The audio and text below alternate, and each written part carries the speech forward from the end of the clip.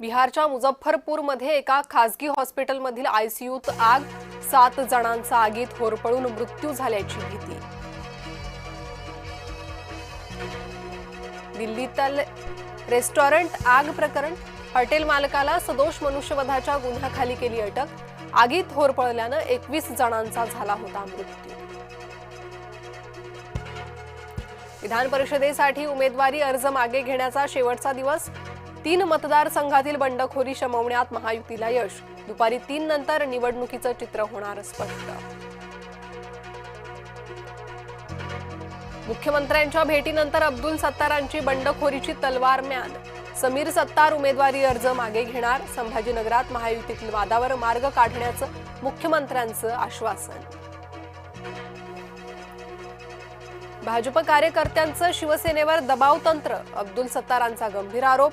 शिवसेना संपवण्याचा भाजपचा प्रयत्न, सत्तारांचा दावा।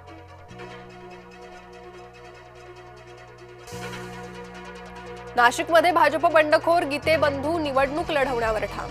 उमेदवारी मागे घेण्याचं मंत्री गिरीश महाजनांचं आवाहन, तर गीते बंधूंची भेट न झाल्यानं उदय सामंत मुंबईत परतले। पुणे विधान परिषदेतील राष्ट्रवादीच्या वादावर पडदा।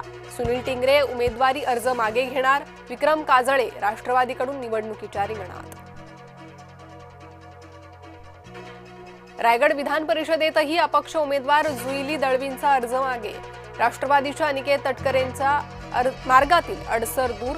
माझ्याच नेत्यांकडून आत्मविश्वास कमी करण्याचा प्रयत्न, आमदार महेंद्र दळवींची पोस्ट।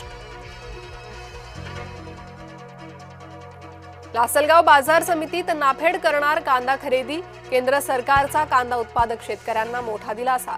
खरेदीमध्ये असलेल्या जाचकटी बदलल्या। शेतकरी कर्जमाफी देणारा शासन निर्णय जारी। कर्जमाफीच्या आढाव्यासाठी मंत्रिमंडळ उपसमितीची स्थापना। तरुणांच्या प्रश्नासाठी सगळ्यांनी आंदोलनात सहभागी व्हा। कॉकरोच जनता पार्टीकडून राजकीय पक्षांना आवाहन। हिंजवडीतील आयटी कंपनीत महिला कर्मचाऱ्याचा मानसिक छळ। हिंदू जनजागृती समितीचे आरोप। महिलेवर लग्न आणि धर्मांतरासाठी दबाव टाकल्याचा दावा।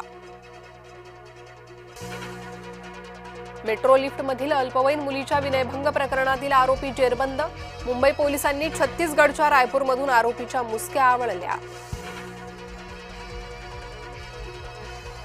मुंबई गोवा महामार्गाचं चौपदरीकरण अपूर्णच। डेडलाईन संपली, जून उजाडला।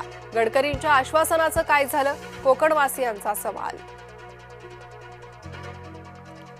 मंत्रिमंडळ उपसमितीची बघ्याची भूमिका। उपसमिती ओबीसींच्या हक्कांचं संरक्षण करण्यात असमर्थ। ओबीसी नेत्यांचा राज्य सरकारवर हल्लाबोल।